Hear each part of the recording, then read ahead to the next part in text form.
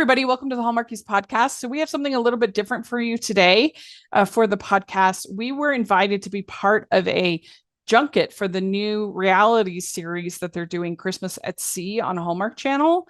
And we got to be part of a special junket that was all podcasters, which was so cool. So excited that Hallmark is embracing the podcasting and podcasters. And I think all the different podcasters had really good questions and were wonderful. And so it was great to be part of this event. And you'll notice that this exact same recording is appearing on all these different podcasts that were on there, because that's just the way it was set up. So if you follow those other podcasts, you might have already heard this episode because we all released it kind of a different time. So it is what it is. So it was a chance to get to talk with Erin Cahill, with Paul Campbell, with Taylor Cole, and Ben Ayres about their experience on the ship and some of the different things for the plot of the show that happened on the reality show, and just about being a Hallmark star and everything. So that was really fun to get to be a part of. So I hope you enjoy it. It's probably would be better to watch it on YouTube, because then you could keep track a little bit better about who's asking the questions and who's doing the talking. But if you're listening, I hope you still enjoy it for what it is. But let me know what you think. And if you'd like to have more events like this, I certainly would love to be included. And I'm grateful to Hallmark for including us. But definitely we want to hear your thoughts and comments in the comment section or on Twitter. And I hope you enjoy. Ho, ho, ho. We'd like to take a second and thank our sponsor for this episode of the podcast. It's the Hallmarkies Patreon. Do you love Hallmarkies podcast, especially at Christmas? Do you enjoy the holiday previews, recaps, interviews, and bonus episodes? If the answer is yes, please consider supporting the Hallmarkies Patreon. We need your help to do what we do both during the Christmas season and all year round. But not only do you help a podcast led by strong, independent women by becoming a Patreon, you get to become a part of the Hallmarkies family. Starting at only $2 a month as a patron, you will have access to our Facebook Patreon group where we talk about the movies, shows, and more all year. We also have many monthly patron watch-alongs with guests like Lacey Chabert, Natalie Hall, Paul Campbell, Mary Lou Henner, and more, giving their behind-the-scenes details of their films. As a patron, you also have the chance to provide input into the podcast and even join us at different tiers. So this Christmas season, spread some cheer to the Hallmarkies Patreon and become a member today. You won't regret it. Go to patreon.com/Hallmarkies to learn more. That's patreon.com/Hallmarkies. First, we're excited. That would be me, Dara from Dear Hallmark. Hi, everyone. Hi, Dara. Hi, Dara. Hello, my friend. So excited to talk with you all. So my question for you, because Hallmark is the grandfather of Christmas. So I want to know to you, what makes the Christmas magic so special with Hallmark? Well, Taylor, were you going to say something? No, I was just going to say nobody does it better than Hallmark. So, yeah. It's true. And I think it's because they hit everything. They hit the joy, obviously, of Christmas, the love, the food, but also the vulnerability, that you always have a moment in the stories when you're like, ugh, because there are big feels at Christmas in every direction. And I really think Hallmark manages to hit all the different feels. I think Christmas is inherently magical, and people sort of often roll their eyes at certain things that Hallmark goes, actually, those are the things that we should lean into. And family, and really the sort of more heartfelt, sentimental things that really make Christmas special. It's not about Hallmark is wonderful for their decorations and for their show, but it really is about the things that like Erin said, it's the heart. And when you lean into the beautiful aspects of Christmas, like family and togetherness and connection and romance and all of those things, that is where the magic comes from. Well, and it really is one of those beautiful things when you are a kid that really does continue to blossom even into when you're older, that feeling of magic, that feeling of family, of nostalgia, and it's pretty incredible that we've been able to now do, you think about Hallmark in, Christmas in July, and then now it's like Christmas starts essentially, what is it, October 20th and goes till January 1st. It's nobody else can do it like that. That's actually the perfect segue because they ship staff. Sorry, I just saw your name on the Zoom bed. Because they wasn't it one of the girls in the docuseries said that there's a study that says if you put up your decorations starting November 1st, you're actually like clinically happier. So Yeah. we're just even rolling that back, providing even more clinical happiness. We're clinically too happy. That's what. I love it. It wasn't Thank you, it yesterday. I think it was yesterday. 6 months from yesterday was Christmas. So I saw like a comment online Yeah, about Merry that. Halfmas. The Mhm. Merry Merry Half-Mass. Halfmas. There we go. Half Mass. There you go. Hi, I'm going to go next. I'm Roxanne from Everything About Hallmark or Chat with Roxanne. It's nice to Hi, meet you all. Roxanne. Hi, Some of you Roxanne. I do know. Some of you have been my guests before, but I have I'm thinking about the fans. I know you do this for the fans. And why do you think you have such a loyal fan base?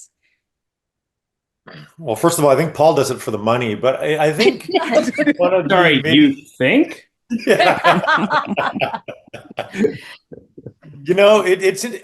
I think of it more as like a one long ongoing television series, and I think the fact that you get to tune in and watch us continue in this world year after year, the Christmas movies, and I think that it allows for that connection to get deeper. And I know for me, the first time I went to New Jersey Christmas Con was when I really understood the power of the fan base and just how beautiful it is, and to really, it kind of it reshaped what the entire universe was to me once I got to meet everybody. I think also the fact that it brings families together. So people have these core memories and making moments and really joyous, beautiful times together that, they are grateful for that. And I am grateful that they are. I think you'd be True. also pretty hard pressed to find any other corner of the entertainment industry where the actors get to interact with the fans in the way that we do. Yes. Hallmark has done such a great job, especially last year with their Kansas City events. And now, I mean, this reality series, Christmas at Sea, is a perfect example of really bringing the two together. So often we're separated by the TV screen. The fans are in the living room and we're on the TV, and this is a blending of the two worlds. And I don't know where else you would find this. I think that's what, when as we become more accessible and as we get to engage more with the fans, I think that does bolster, fan appreciation. I think the fans really do feel a little bit more part of this little world that we've created. Bridge the gap a little bit. That's a Yeah. good answer, Paul. Good answer. Yes. Well, and I think also Practice it on the car on the way here.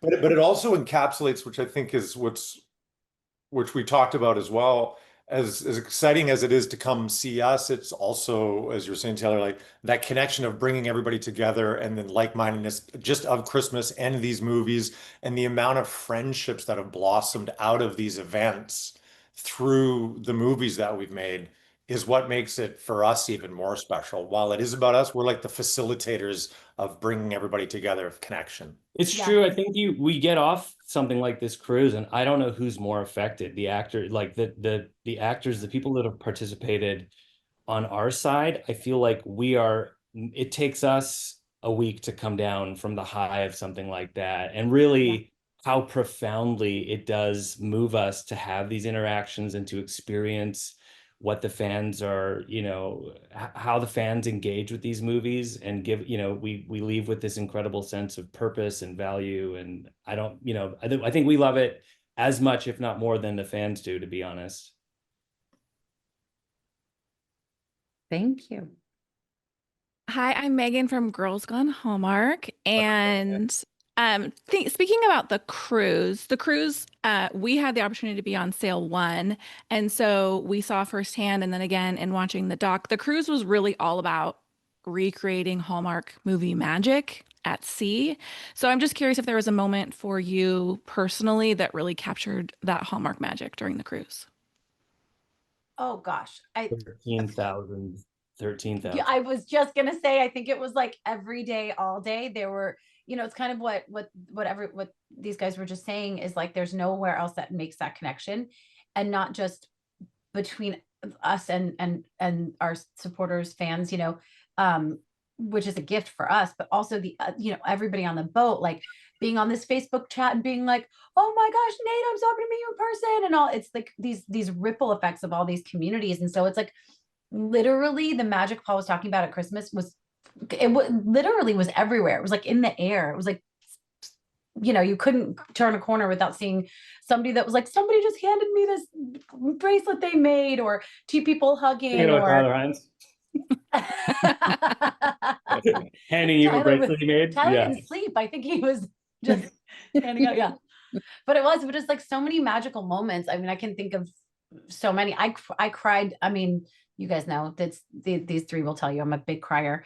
So I cried probably every day of the cruise, just being touched by someone saying, and like we've experienced the first time, like Paul said at the or Ben, was it you who said at the Christmas con, it was like the first time we got to meet fans in that way, and they're like, you got me through my cancer, you got me through my mom's death, like, it's story impossible. After story, yeah, like that.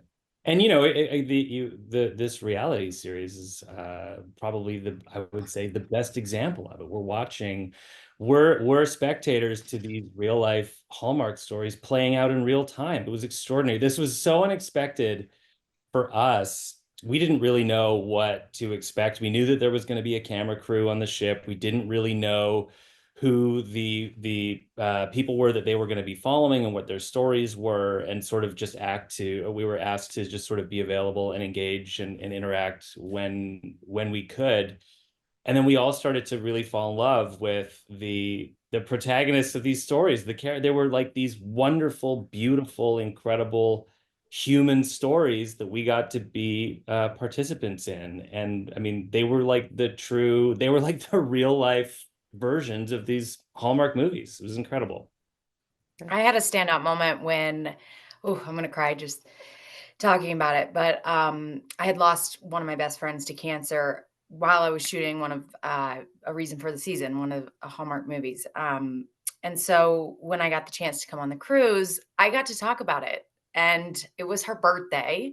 And I asked the crowd if they would sing happy birthday to my friend Nicole, and everybody all at once yelled happy birthday, and it melted my heart and it made me so happy. And it felt like the biggest hug from her, and it was from all the fans, and it was just so special for me. So I will remember that forever. Well, Thank you. I'm Rachel from Hallmarkies, and I'm curious. So I think in your day-to-day lives, the four of you don't get like movie star treatment that often. So what's it like for you to get on something like this cruise and be treated like a movie star?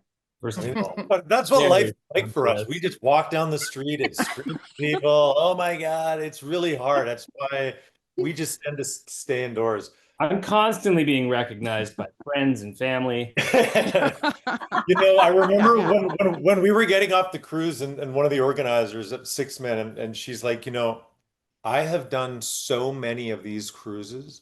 And she goes, the only fan base that comes even close to this fan base was the Kiss fan base. Yeah. And I was like, think of that, like rock and roll. Like that's what she goes, it was crazy. Like the amount of security we needed at all times. Like it was so overwhelming. And what was amazing is I remember we got off the ship, just all that craziness. We spent our little afternoon in Miami. I got home, and the next day I drove the girls to school, and on the radio, it was like, Timothée Chalamet is going to be at the mall today promoting Wonka. So I took the girls there, and to walk back into a crowd of probably 7,000 people and not one person knowing who you are was amazing. The juxtaposition of that. Great equalizer. Great equalizer. I think it's a little overwhelming, to be honest, because it really is such an isolated experience. And when you put 3,000 people on a ship that are wildly familiar with you, and it creates something that is completely unreal, and it's overwhelming, and it does kind of take you out of your body a little bit. I can't speak for everybody, but I find I need a lot of moments to sort of step away and take a breath, and also try to just take in what it is and how extraordinary it is, and really go, just give myself a moment to go, this is wild what we've created, right? What we find ourselves in, and it's a week of our year, or 2 weeks, you go to these conventions and the same thing happens. It's not really real, but then also it kind of is, and it's a complicated set of emotions and things that come up in those Well, experiences. and while isolating, it's also, we're so lucky that we all know each other so well. So it's that we get to do it together. Like if it was with some people I didn't know at all, it would be very jarring. And it is like the feeling of going back to your room just for a sec and like look out at the ocean and just be like, I cannot believe what's on the other side of this door. And then kind of what I'm looking at now, like those little moments were so nice to just take a second and be like, look how beautiful this is out here. And then all of a sudden it's like, bing bong, off we go. We get a knock on the door. And then it's just like thousands of, it's the juxtaposition of it really is insane. And we're so lucky that we all have each other to sort of go through the experience together, because it really, it makes it so much more special. The most telling thing is when you bring your mom to an event like this, and then the first time you see your mom's face when she sees what's happening, you're like, oh, that's the read. Because mom just goes, what is this? So I'm doing an event in Toronto this weekend, and I just picked my mom up at the airport last night. And last night we sat here, had a glass of wine. She's like, so what's going on this weekend exactly? And I'm like, okay, so and she kind of has a grasp of it, but I'm like, you're just gonna see, you're You just can't along explain for it. the You ride, gotta but show it's you. gonna be a lot. Yeah. Oh, Paul, make sure to do Instagram Live. Just want to say, I want to try to catch it this weekend. Yeah. Oh, I said Paul. I really meant to say Ben. Paul, I Yeah. know what Paul did. I just also, Paul, can you just Instagram Live your Paul's my life this videographer weekend? this weekend. Also, can we Ben, just comment on Ben, freaking out what's of your, I need your address really quick so I can send you some glasses. Yeah, bud. Pardon me? They have these little things, they're called glasses. You can put smaller amounts in there. But then this is one less dish I have to wash. Anybody who's ever done an interview with me knows I'll have a blender with, it's right at this time. Anytime between 11 and 1:30, I'm probably gonna have some type of smoothie. Blender. Yeah. Some type of blender. Here's the problem, though, Captain, is they don't make cups big enough where we're going. Yeah, there you go.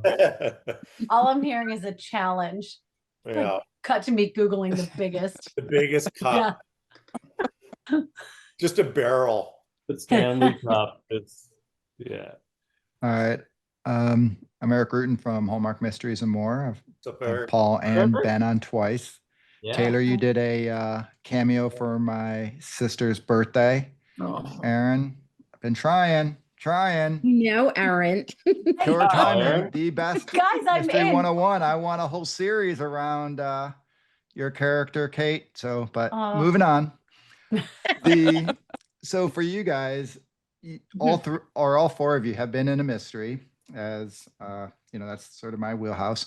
But obviously, you've been in all the rom-coms and the Christmas movies. But now you guys are in a reality show. So those are like three. One of the questions we always ask is, how is mystery different than the rom-coms? But now you're in a reality show. So how is this whole thing? Because you used to, stop, cut, everything under control, all of that stuff, and now it's kind of the wild, wild, crazy sea, right? So how was that experience for you guys compared to what you're normally used to? I'm actually glad you asked that, because I actually found it to be, I hadn't put a lot of thought into it until, Ben, we need you down here. And all of a sudden you're there, and I'm like, wait, well, how does this work here? Like, I hadn't thought about the process of the reality, and like, it'll be like, that was good, let's try it again, but let's do this. So it's not scripted, but it's these things have to happen. And trying to guide it in a way was a muscle that I kind of hadn't even thought about needing, but it did take a sec to sort of get into a rhythm. Did you guys feel that at all? Oh, yeah.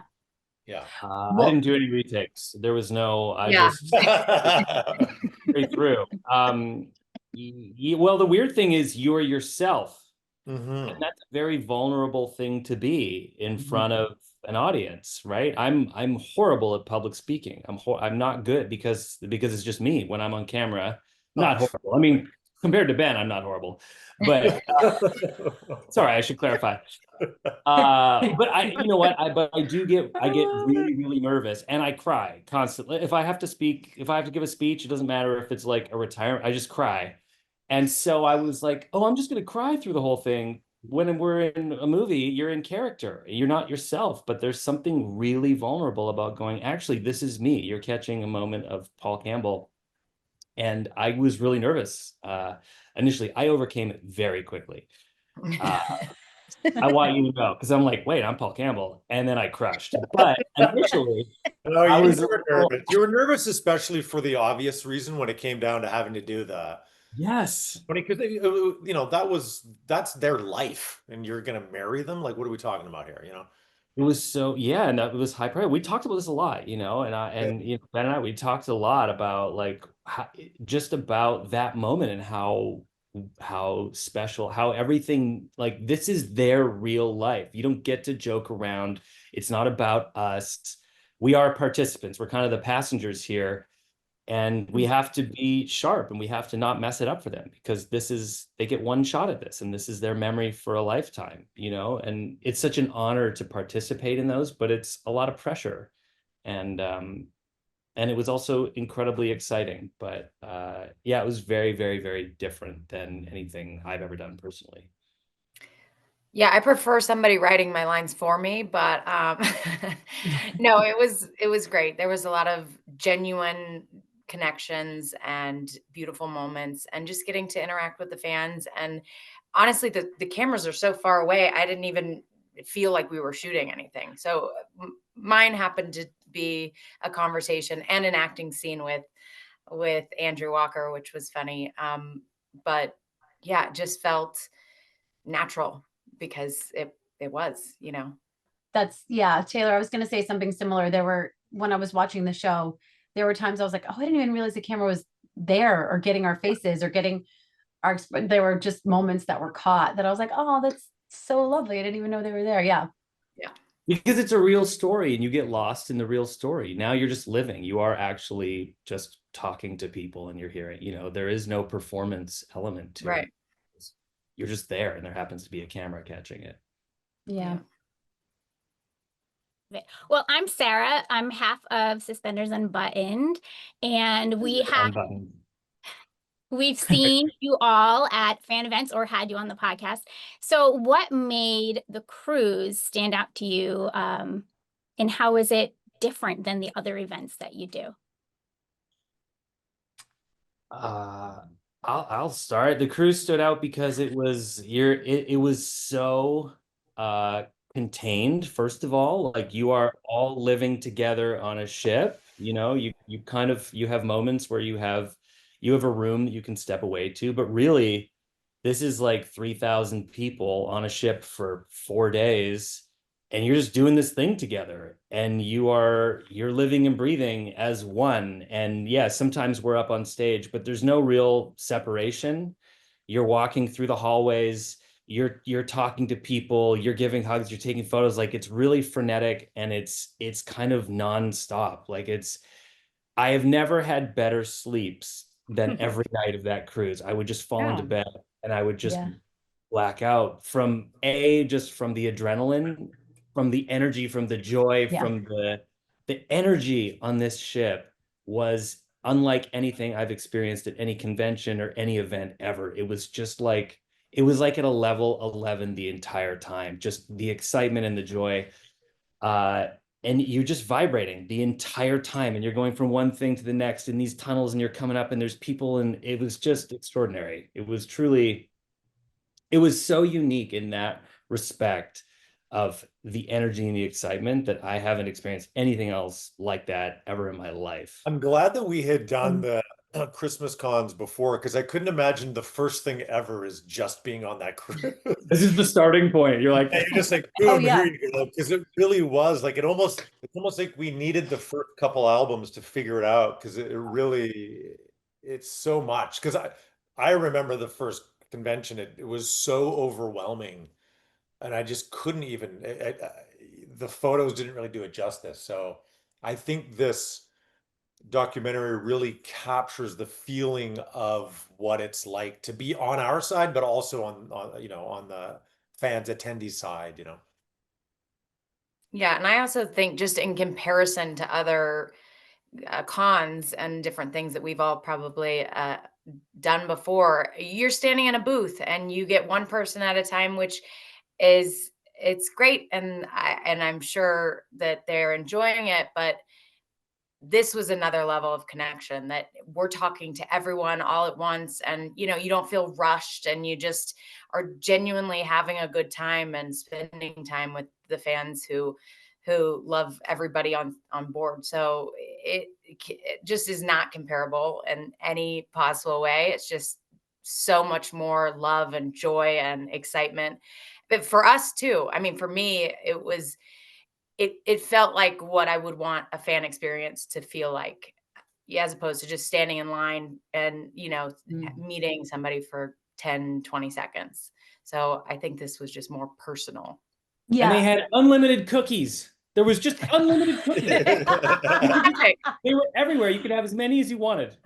Wait, can I just say one last thing, by the way, unlimited cookies. Love you, Paul. To back up, actually, Paul, you said it earlier, and to back up what Taylor just said, it's so personal with the connection with the fans, and we're all having these shared experiences and games and things that you don't get at a normal convention, which make you feel even more, together, like you're all having this amazing time. But then afterwards, to have that with all the people on the boat, and then to be able to go and have like summer camp with people that we truly love, like Paul was saying, we were all in it together. Like I literally texted Taylor this morning. I was like, I love you. I called Paul the other night and talked to him for half an hour with my husband on speakerphone. Ben, every time he's in town, I'm like, you better see me or I'll take you out. We're actual like these people are the people I choose as my friends.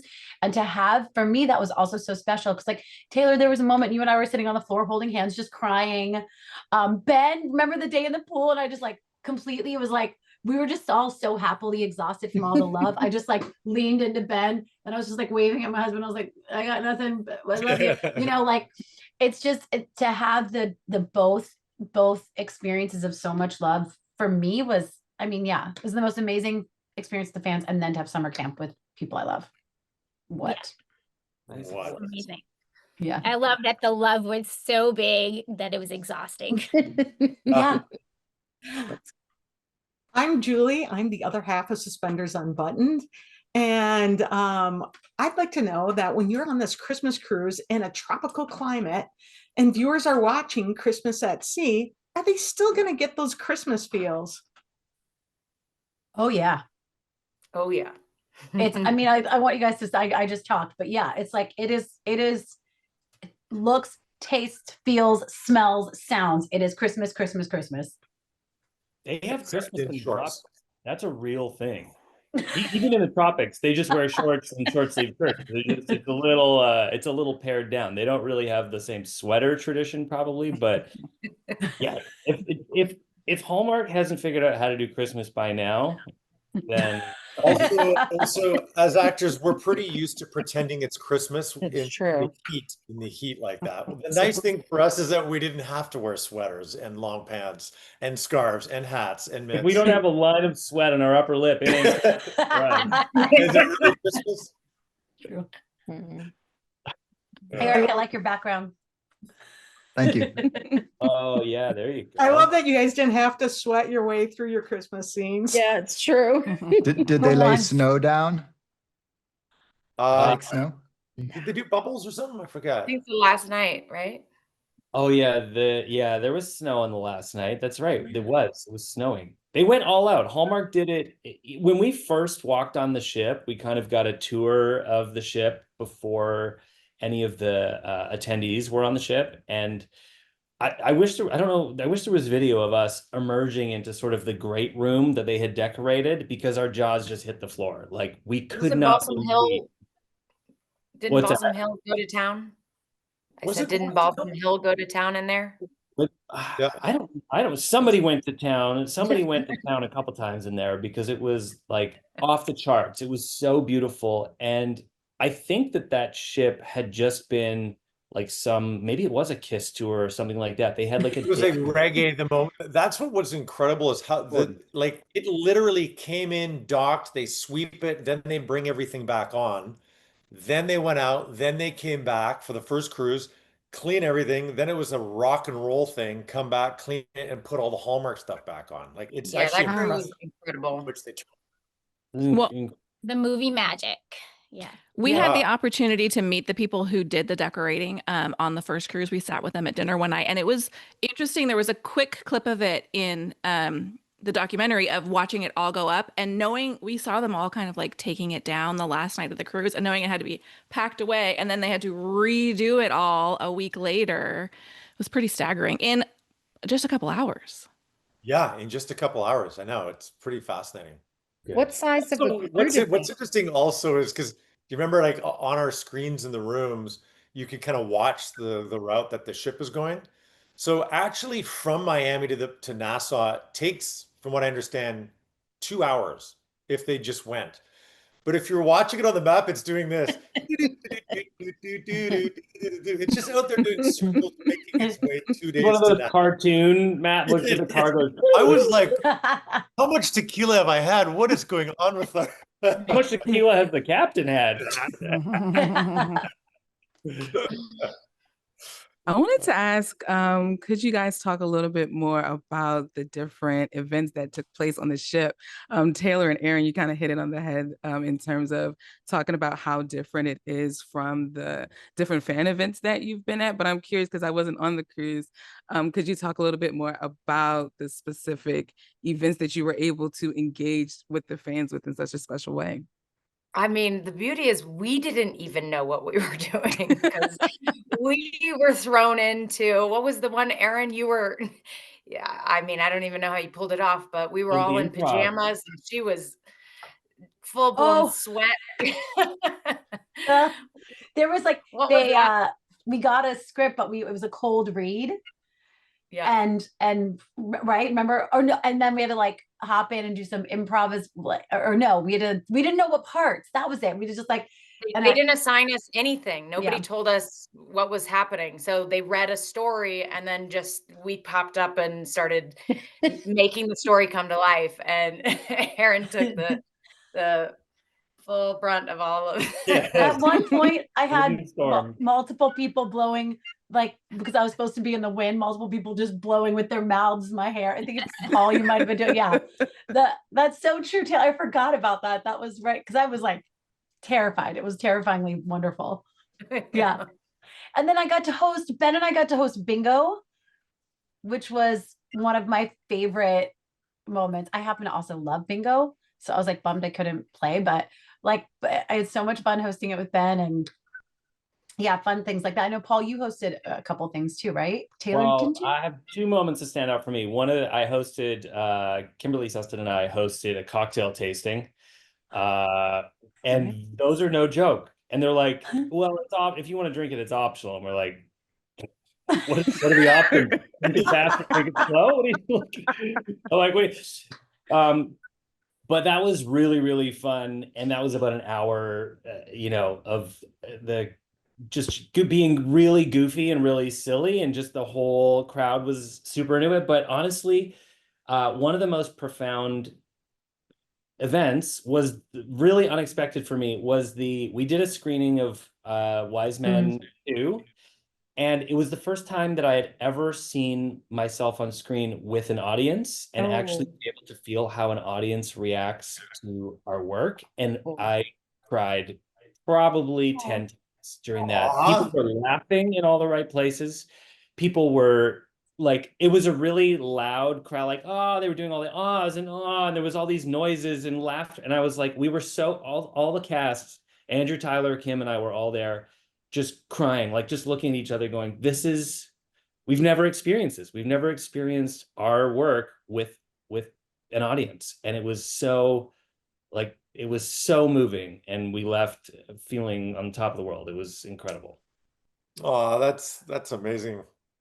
Yeah, that is. I actually thought you were going to say, because the one event that took us all by surprise was the silent disco. Yes. The silent Disco was amazing, and we Oh, had God. a riot. Yeah. Yeah. Yeah. That too. And it was that too. It was like the emotion, but instead of all the tears and joy, it was just crazy and cheering. Yeah. So it was like parallels. There were also a lot of competitions, and that made it fun because what we were paired up against, maybe it was you, Paul, but these couples that Ben and I were like, we don't have a chance. We've done one movie together. I mean, we know each other and enjoy each other's company, but I'm like, I couldn't tell you 5 facts about Ben. Oh yeah, We're so in trouble. And then we ended up, did we win? I felt like we won. we won. Oh, that was the which in my heart, co-star we knows, won. which pairing knows each other the best. That's That's right. right. Nikki and Yeah. Andrew. It was Nikki and Andrew, me and Nikki Kim. and Andrew, they've done Yeah, like Nikki and Andrew, they're 12 movies literally together, husband and something. wife. They share one skin, those people. But So Dude, that's the and beauty was also- that they couldn't get any answers right because they had so much history together. That's true. So it kind of backfired and we pulled it out. Yeah, it's great. Yeah. Awesome. Congrats, guys. Still thinking about that. make sure we put that in. That we won that event. One, yeah. Definitely. I have a question, but I also have a question. When you were talking about the crew that takes the stuff down and puts it back, I was just curious, how many people are there that do that? Please don't say like 10. Like, is it like a big crew? That Someone ship said is that they had run by interviewed a giant, well-organized crew. Yeah, Okay. I'm not sure the number, but it was very impressive. Everything from the breakfast we had in the morning to, the Mhm. security and knowing where to go and behind the scenes, because there's a lot of, traveling in elevators and secret hallways and different things, but everybody was professional. Everybody knew what they were doing, and it was very impressive to watch. Right, because so this was the Norwegian Gem, and what was it? Just like if we were going on the boat and it wasn't this special cruise, what was like available on it? Because it looked amazing. I was like, it felt like it was a city. I've never gone on a cruise because I get seasick terribly, so I'm curious. You know what's wild? I realized I got off the ship and I couldn't have found my way around. I never saw the whole ship. We only lived Wow. in the tunnels underground. We would pop up in a room and then we'd go underground to the bowels of the ship, and you'd pass the cooks and then you pop up somewhere else. And I left and I'm like, I have no idea what's on this ship. I didn't actually do a tour of the ship. Are you really telling the truth? Because you like to 100%. joke a lot. No, Oh my 100%. I was like, couldn't tell you where anything was on the ship because we never went the normal routes. Yeah. Aw, you missed out. Well, we no, did. it was great. Yeah, what did we do? I'm fine. We did one night where we kind of went out. Did you guys come? That's when Taylor taught us some gambling techniques. We went to the casino. Yes. Oh yeah. Yeah. The casino was fun. Yeah, I don't know Yeah. what it was. Though. No, I couldn't I tell don't you. I couldn't. Well, Yeah, and I no. think here's the thing. It's actually kind of, it's like you sort of just become a child, and somebody's always showing you where to go. You don't have to worry about your coffee in the morning, when you're going to eat, what you're going to do. You're Nice. sort of just a brain dead blob adult who's kind of on this wonderful vacation, just being pulled around. Free cookies. It's why that whole Bing Bong kangaroo thing came up, is because I kept saying I felt like we were little Joeys, and they just kept grabbing us and shoving them back in their pouch and showing us where to go, because we're just it's crazy how immature we can become in the speed at which we can become it. I mean, as actors, they feed us, they dress us, they tell us what to say. We are basically children, so. Correct. Yeah. Well, I know everyone's anxiously awaiting details about this year's cruise. So, maybe you guys will all get a chance to go again. But if you could add an event or recreate an event or encourage Hallmark to include an event in their programming for this year's cruise, what would you hope to see? Lip sync battle. Oh, Ooh. yeah. Paul, can it be lip sync and air guitar, like and instruments? Can they have whole bands? Oh, 100%. Oh, yeah. Sure. Yeah. Yeah. The Let's whole go band. like, yeah, the whole thing. Like what? Yeah, like really full on costumes and everything. That would be really fun. That's a really fun idea. I'm an And if abnormally fans come up and talented. participate, like you get pulled out of the audience to sort of be in the background, so they wouldn't be prepared for whatever was to come, but we had an opportunity to prepare, and then we could have fans come up and participate and sort of build a band or build backup dancers that have to kind of try and keep up with whatever nonsense we've come up with. That would be really fun. Oh, so Maria, write this down. Taylor, what were you going to say? Taylor, what were you Oh, saying? I was just going to say, talk about my very talented hula hooping skills. So if we could just incorporate that in any way, I would appreciate it. Yeah. Up to every single event, Taylor's got a hula hoop. She's like, why did I say it? Why did I say it? In like a big ball gown, just trying to hula hoop. I think just red and green paintballs, and we just come up. Yeah. Go on. The one thing that they have to keep for me was, Ben, you said it, the silent disco. Like that has to stay. Well, there was something strange. Like we'd heard about it on the first cruise, and I think we all talked about, like, should we do it tonight? But every time the night would roll around, we were all so exhausted. We saved it for the last night. And I remember all of us on the stage going, we should have been doing this every night. Like it really was a special way to end it, you know? Yeah. Oh, and actually, I thought it was really lovely and so like a Hallmark movie to have kind of like the ball right at the end too, like where everybody dresses up and there's a big celebration, and it felt like we were all leading up to this, you know, not just the wedding, but So I love that too. Like any chance to use a sparkly dress.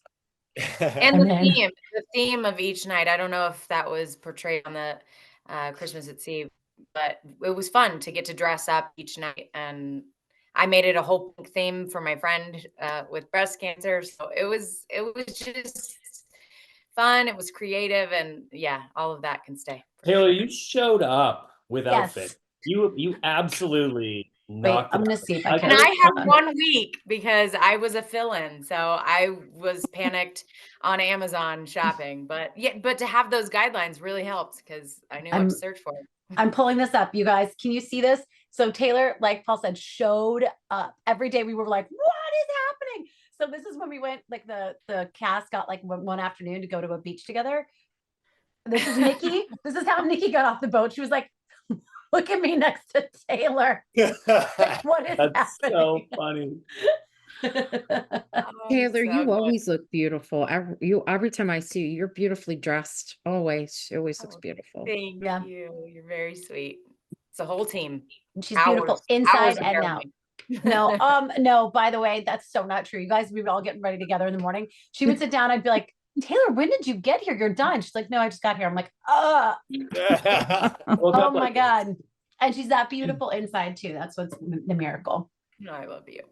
Well, I love you so much. I'm curious about Laura's arc in the show. She had this screenplay, and I particularly want to ask Paul and Taylor. So, Paul, you went from being an actor to being a writer, and is it surreal at all for you to be sort of more or as recognized for your writing? And do you deal with any kind of like imposter syndrome trying something new like that? And then Taylor, is it at all awkward to be like performing the work of Laura there with her right there? Yeah, that was interesting. It was because, normally we get the whole script and get to talk about it and delve in and do backstories and all that. We were only getting one scene. So I didn't know much about the character, but she really helped walk us through it and talk about it. So it was fun. It was fun and terrifying. Yeah, the imposter syndrome question is a really interesting question. And I think probably early on, yes, for sure. But I think it's not that as much as every time we embark on a new script, the question is, oh yeah, can we do this? We never get comfortable. You never feel like I've got this figured out. I can do it every time. You go, oh, maybe that was a one-off, or maybe we got lucky on the last one. Can we write this concept? Can we produce something that we're proud of here? Can we be real writers here? And yeah, I don't think I still feel weird calling myself a writer. I write, but am I a writer? I don't know. I I'm not sure that I would call myself a writer. And I'm not really sure I would call myself an actor. A real actor. I'm going to call you later for sure, but yeah, it's really wild when suddenly when you're in a position of giving other people advice on writing, there is a little bit of imposter syndrome there. You're like, who am I to give you advice? I'm not trained. I have never studied. Like, I feel like luck and instinct has gotten me pretty far as an actor and as a writer. And but then you sit down and you talk and you realize, wait a minute, maybe I do have some things to say. I do have experience, and maybe I do have a little bit of wisdom to lend. I certainly wouldn't start teaching a course, but I guess my experience chalks up to things that I can share. And so it does feel, it's an incredible honor to be asked to talk about Well, writing. you're being very humble, because you're an incredible writer and very talented, and everything you had to say was right on point and very helpful. So thank you. Round of applause for Paul. Yeah. Thank you. All right, well, I'll go really fast. And if you guys could quickly each share a little moment that maybe we didn't see that didn't quite go well, your personal blooper reel from the cruise. Can't share that here. The family-friendly blooper reel. I saw something on TikTok that said if you put a bet on each part of the craps table, or no, it was roulette, wasn't it? Yeah, if you put a bet on the cross hairs of every, then you win. But then we were running out of chips, so I took out one of them, and that's the one it hit on. So that was my blooper reel. It was a fail because I didn't follow the directions. But it was amazing. We sat there for quite a while playing that, just like 25 of them out, and it was like, obviously it's going to land somewhere, and then we'd get all of that. You get like one chip. Okay, yeah. It was all exciting. There's a lot of work, but it was supposed to be fail-proof, and then one chip, and you would. We would win. You were winning, just not a lot, and then you just repeat over and over till you fall asleep or run out of chips, which is what happened first. Haunts me is on stage they were like, what's been the most special part to each of the actors? And Sarah, who's been like truly one of my best friends for like 16 18 years, like, you know, like seeing her through 2 kids and like my marriage, you know, like we're truly she was like, getting this time with Erin, we haven't gotten this much concentrated time together. And then it came to me and I was like, these moments with all of you. And then immediately right after, I was like, someone else grabbed the mic. I was like, and Sarah, oh my God, I love you, Sarah. I'm so sorry. I have apologized to her like a dozen times. Like, she doesn't care. She's like, oh my God, I get it. Like, I don't, but I still like, I lost sleep over it. All right, guys, we got to cruise now. I got to jump. We got literally. What was your blooper? Yeah, Ben. I did. That was just it. I just did my blooper live for you. I don't. We'll edit that out. I didn't have bloopers. I tend not to have any. I'm pretty seamless. Just roll right through. His blooper is zero self-awareness. We'd like to take a second and thank our sponsor for this episode of the podcast. It's the Hallmarkies merch store. Are you looking for that perfect gift for the postable, Hardy, or Hallmarky in your life? What about getting that t-shirt or hoodie that will help you stand out at your next holiday party? Now is the time to check out the Hallmarkies merch store. Full of festive designs by artists like Jessica Miller, Carrie from Hallmark Comics, and more. You can even have more than just shirts, but totes, cell phone cases, notebooks, mugs, and more. And it isn't just Hallmark. We have designs for Anna Green Gables, Man from Snowy River, The Nanny, and more. Every purchase at the merch store goes to help support the podcast and allows us to make the great content you know and love. There are frequent sales, so go to tpublic.com/stores/Hallmarkies or see the link in the description. That's tpublic.com/stores/Hallmarkies. So thank you so much for listening to this podcast episode. I hope you enjoyed it. Don't forget to leave your ratings and reviews on iTunes if you're listening on there. The 5 stars, it really helps us a lot to be a part of the algorithm and for more people to find us. So more positive reviews that we have, the more help it helps the podcast. If you are watching on YouTube, please give the video a thumbs up, subscribe to the channel. You can follow me at Rachel's Reviews all over social media, iTunes, YouTube, and on Rotten Tomatoes. And make sure you're following Hallmarkies Pod and Hallmarkies Podcast all over social media as well. You definitely want to check out our playlist with all of our interviews. We've interviewed every single one of these people, these stars before, most of them multiple times, especially Paul. And so definitely check that out. And also check out the Patreon group. That's the biggest way you can support everything that we're doing. We've had Erin and we've had Paul on our patron watch alongs, watching along with one of their movies and talking about it. And that's a gift that's given to any patron at any level. So definitely check out the Patreon for awesome events, bonus episodes, extra episodes, all of that. Please take a look at it. And then we have our merch store, which is really fun. They're having a sale right now at the beginning of July. So please take a look at the merch store. Got all kinds of fun Hallmark inspired designs in the merch store. Some great stuff for Christmas in July. And thanks so much, everybody. We'll talk to you later. Bye.